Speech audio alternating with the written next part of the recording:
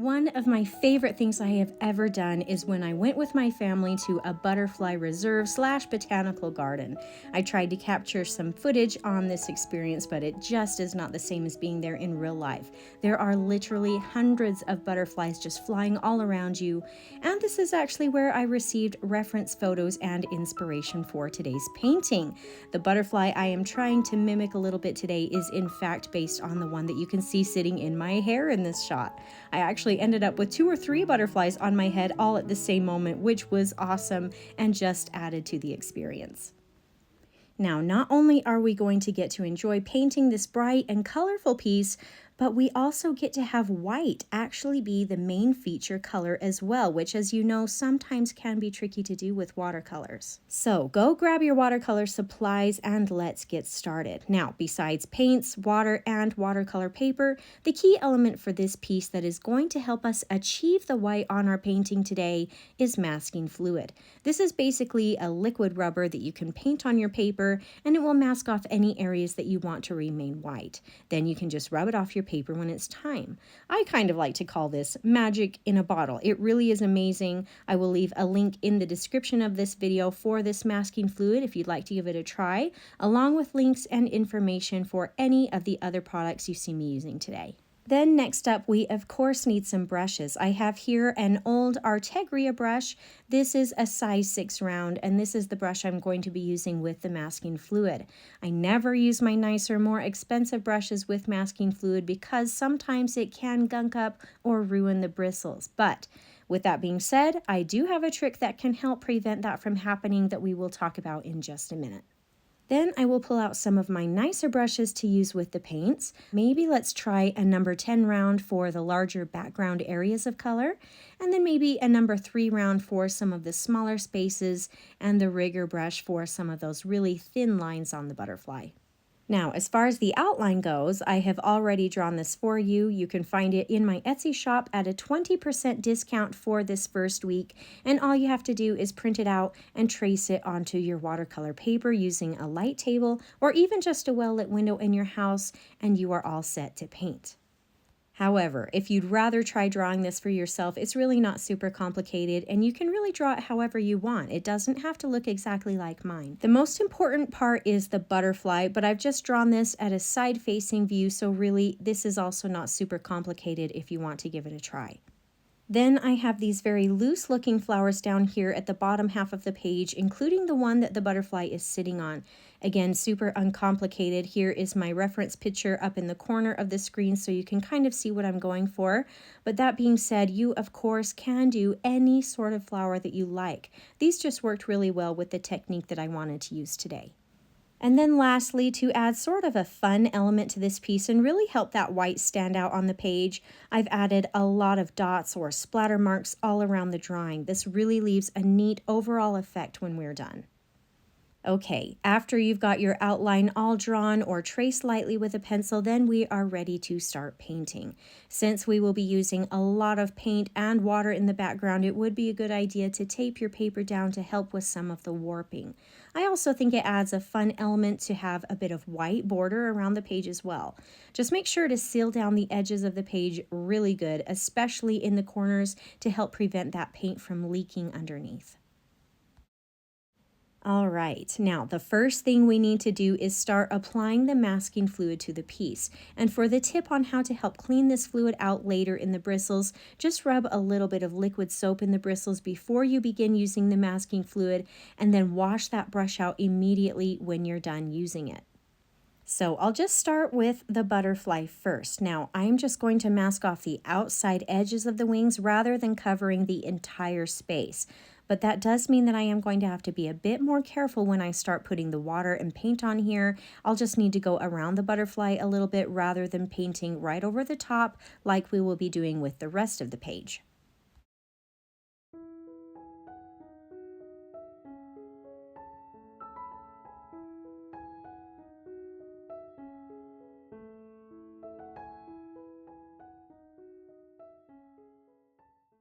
Now, you probably don't have to mask off the butterfly's body if you don't want to, because we will be painting a lot of black over the top of this later. So that's going to cover up any color that might be on here. But I went ahead and decided to mask this off anyway. Then maybe if I choose to leave some lines of white in here, then I can.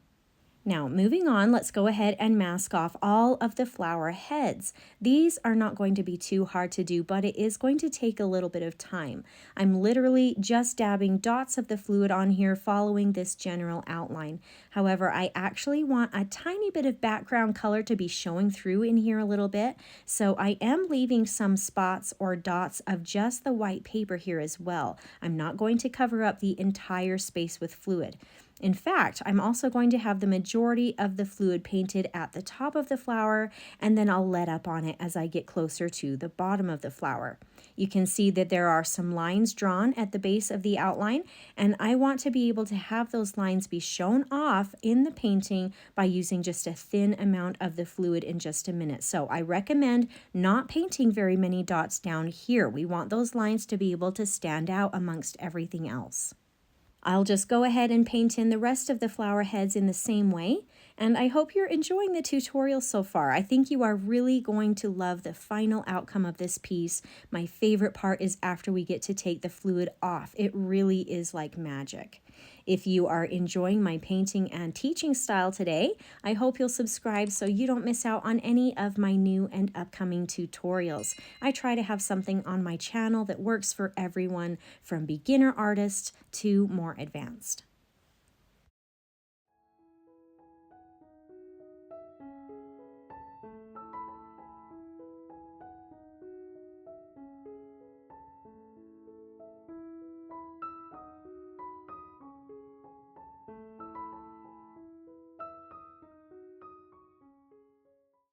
All right, well done. That was a lot of work. But while I'm in the mode of painting in dots with this larger number 6, I'm just going to go ahead and paint in any of the splatters or dot marks that are all over the background area next.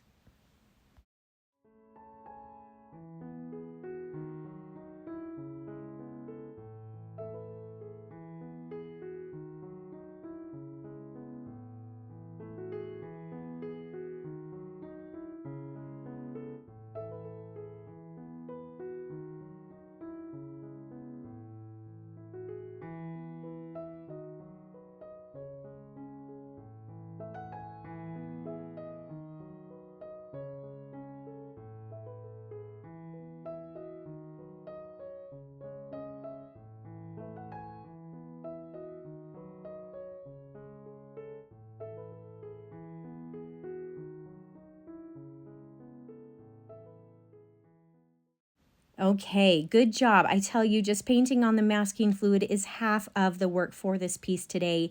Things go pretty quickly when we're done with this. Now, this brush worked well for these larger areas, but I'm afraid it may be a little bit too big for the next couple of things. So I'm actually going to rinse out the fluid out of this brush and pull out a couple of smaller, more thin brushes to use next. Really, any nice fine point would work, just whatever you have handy. Just remember to put a little bit of soap in the bristles before you begin using them. Just for reference, this is probably about a size 2, and I'll use this one to paint in the stem lines for the main flowers.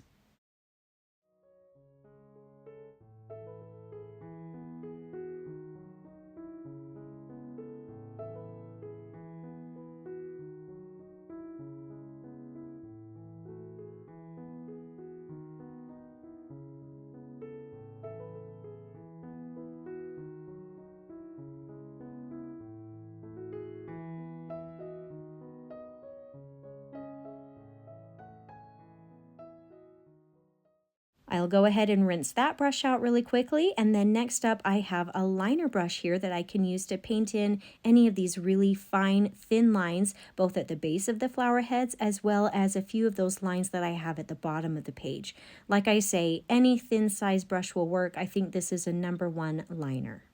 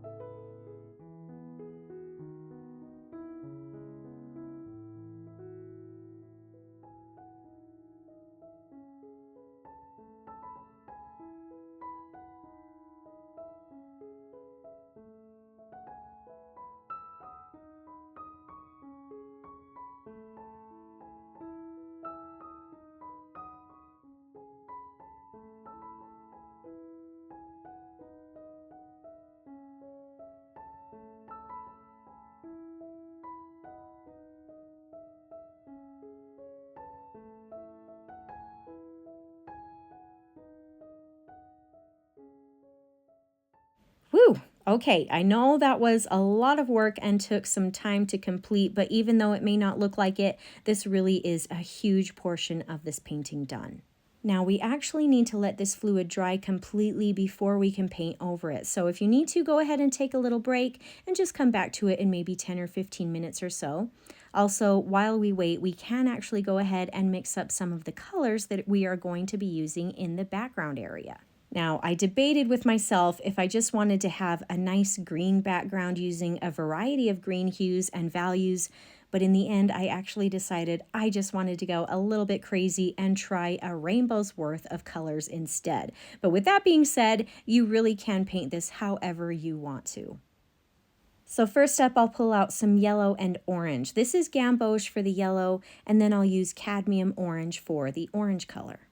Moving on, let's grab a couple of blue colors, maybe ultramarine blue for a darker blue and some phthalo blue for a brighter, more vibrant blue. In fact, I may even add just a hint of Payne's gray to the ultramarine blue also, just to darken it up a little bit more. Okay, next up, I'll pull out a little bit of sap green. And lastly, how about some mineral violet that is slightly more reddish violet in color? All right, I think that looks like a pretty good variety. We'll see what we can do with this. So now that my masking fluid is totally dry everywhere, I can start putting in these background colors. I'm going to be doing this wet on wet so that I can take a little bit more time and get the colors to mix and blend with each other a little bit. So first up, I need to wet down the entire background on the paper. Now, even though I can paint on the water using this number 10 round, I am actually going to cheat a little bit today and pull out a slightly larger brush just to make this process a little bit quicker.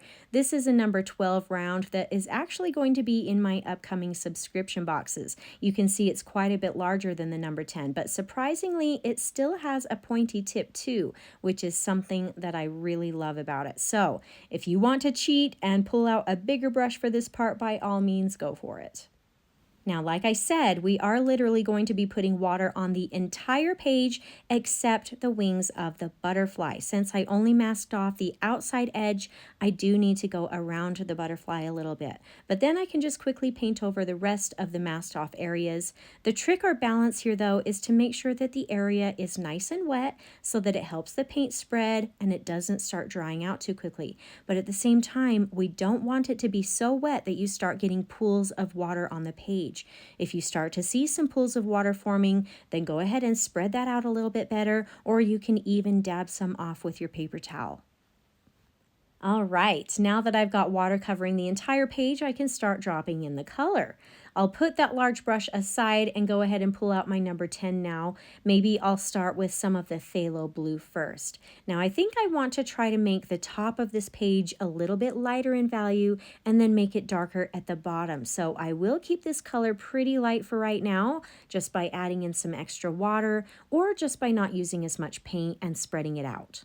I'll just add this color around the page here and there, wherever I feel like it might look good, and you can either follow along with me or you can just do your own thing. And I will say, your painting is not going to look exactly like mine. This is not an easy thing to copy exactly, so just go with the flow of what your painting is doing and don't feel discouraged if it doesn't turn out exactly like mine.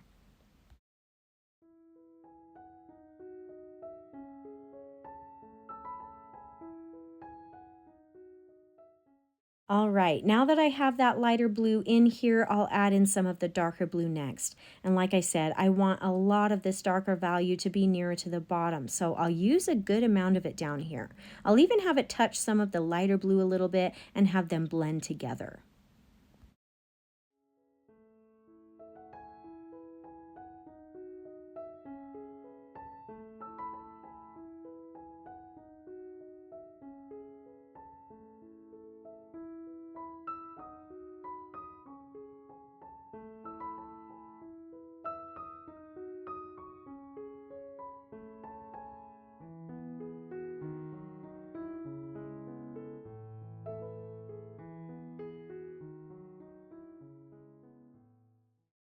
Okay, I am really liking this so far. So let's move on to maybe the green. I think that would be a good color transition next. Again, I'll probably have a lot of this color closer to the bottom half. And don't forget to paint some of this dark color into those little empty spots of the paper that we left open amongst the fluid in the flower heads. This is really going to pop when we take off this fluid, so you don't want to miss this area.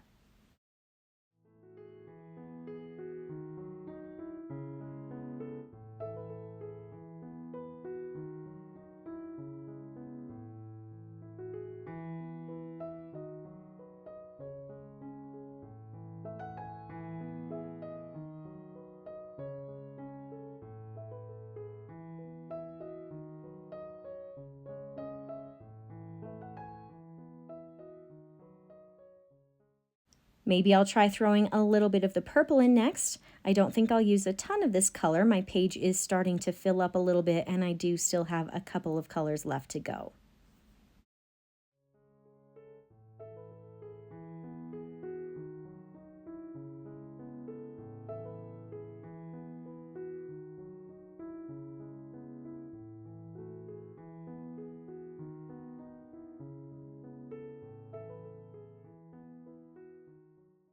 Okay, moving on, let's try some of the cadmium orange next. I think I'll try this maybe in the area closest to the butterfly to sort of make that butterfly pop and stand out from the rest of the colors.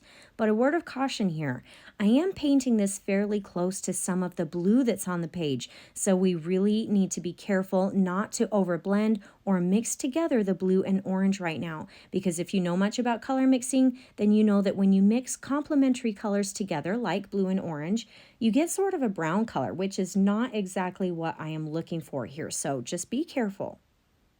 All right, I think that's pretty good for the orange. Maybe I'll fill in some of these little leftover gaps in here by the blue with some of the gamboge yellow. That way it can sort of act as a buffer between the orange and the blue, and instead of a brown, we'll get more of a green color if they start to mix a little bit.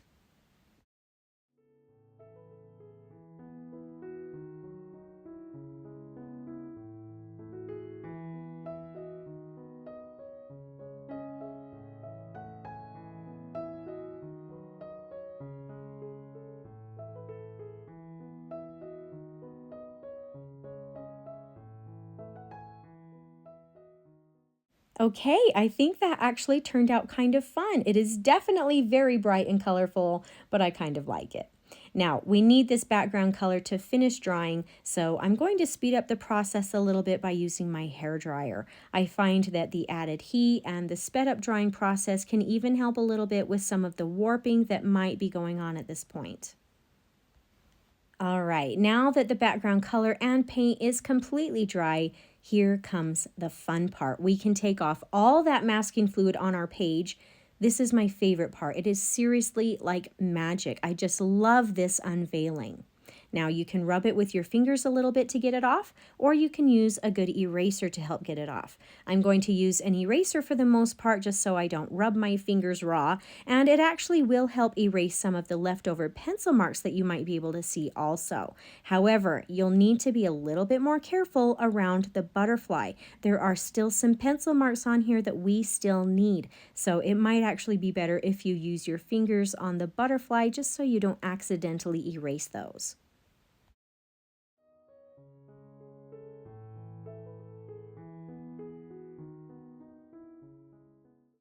Look how cool this is. I just love what masking fluid can help us do with watercolors.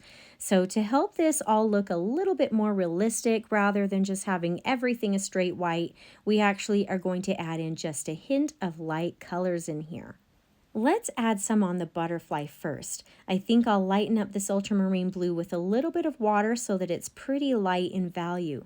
Then using the number 3 round, I'll take a touch of clean water and paint that in on the wing around the areas that I might like to add some of this color.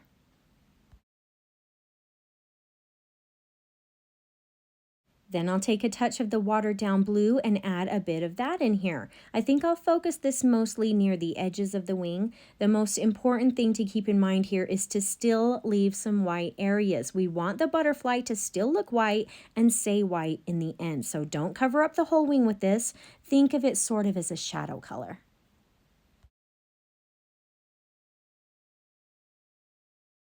I'll just go ahead and paint a little bit of this color on the upper wing as well, but again, not too much, just a hint.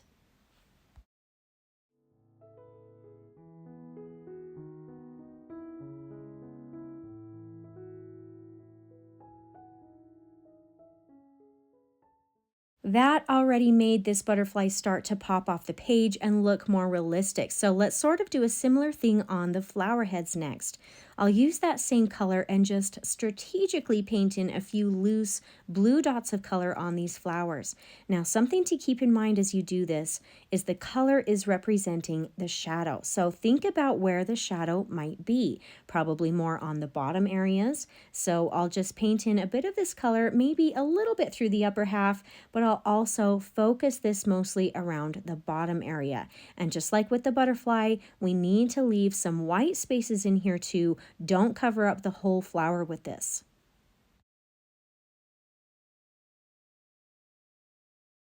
I might even add just a hint of this color down here on some of these larger white spots at the bottom of the page as well.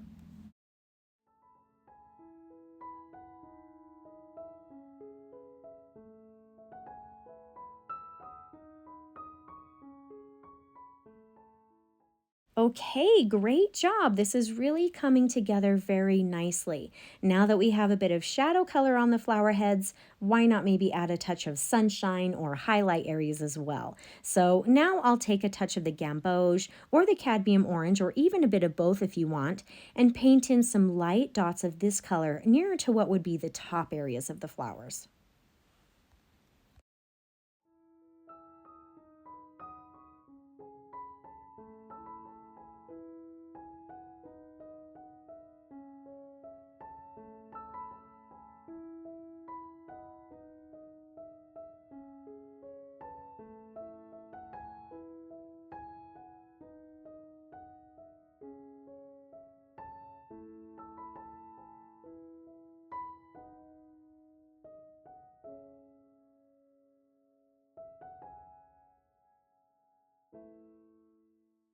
Very good. I really like that little addition. So let's go ahead and paint in the stems or the stalks of the flowers next. Maybe I'll start with some dark sap green up at the top of the stalk, or what would be the base of the flower head. I'll paint sort of a starry-like shape in here, but I'm still going to be careful to leave some of that white color that might be in this area too.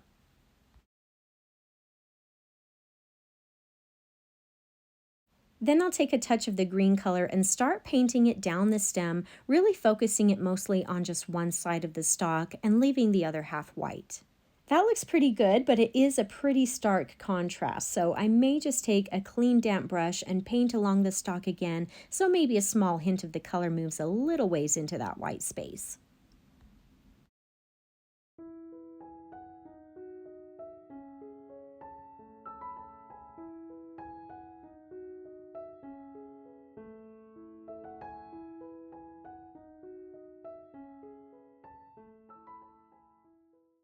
Okay, now at this point we can just paint in the rest of the stalks the same if you want to, but I actually may change things up just a little bit for fun. Maybe this time I'll transition from the green down to some purple.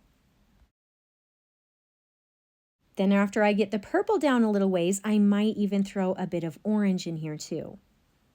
How fun! I like this too. It kind of makes it look like the sun is hitting it or something, giving it sort of a glowy look. It also ties in some of the bright colors from the background. So at this point, go ahead and paint in those last two flower stems and just try whatever colors suit your fancy, I guess.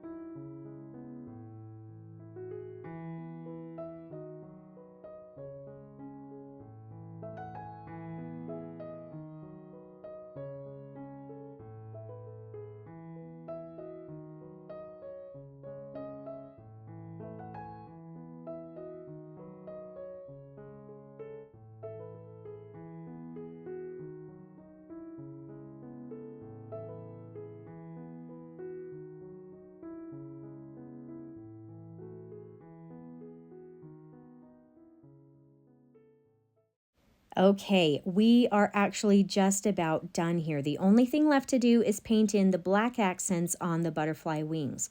Now, I want this color to be fairly dark and concentrated, so I'll pull out a good amount of ivory black onto my tray to paint this in.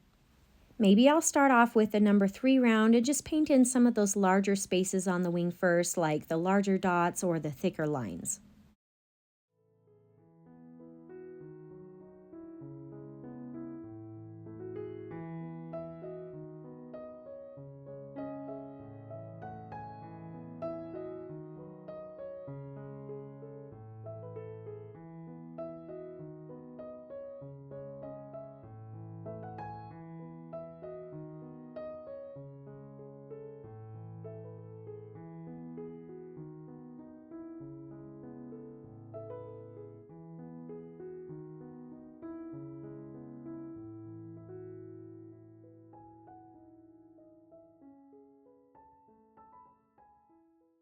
I'll also go ahead and paint in the body of the butterfly as well. I'll paint in most of the head with maybe some sort of white highlight in here just for fun. And then as I move down to the next section, I'll paint in some stripes just to change things up a little bit. And on the final section of the butterfly's body, I'll also paint in some stripes of black, but I'll paint these stripes in the opposite direction as the last section.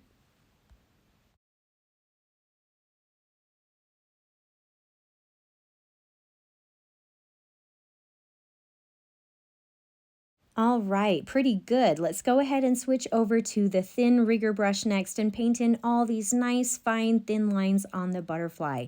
And really, we can simply just follow along with the pencil marks that are on here, unless some of them are accidentally erased or lightened when we took off the masking fluid. Some of mine did get harder to see, so I'll just be using my reference drawing that I used to trace on the outline, and this way I can see where those lines need to be painted. I will also just say that even though it's fun and maybe even ideal to paint on these thin lines, it does take a pretty steady hand. So if it would be easier for you, you can cheat and just use a thin marker or pen and just simply draw these lines on instead. And I promise I won't tell, and no one looking at it would know the difference.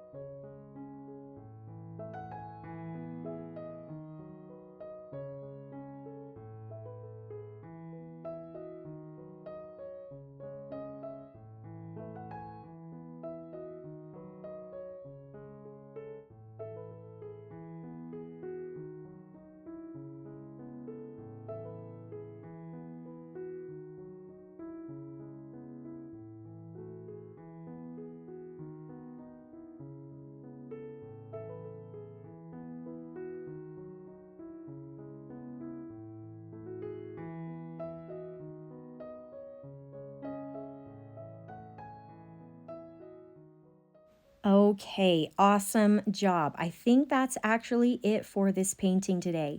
This was so much fun to do, and I just love how the final results turned out. The bright splash of colors with the contrast of the white and black on the page just create a really neat look. Thank you so much for taking the time out of your busy day to join me today. I hope you had some fun and maybe even learned something new. If you did enjoy this tutorial, I hope you'll consider subscribing to my channel so I can continue to help you discover your artistic side.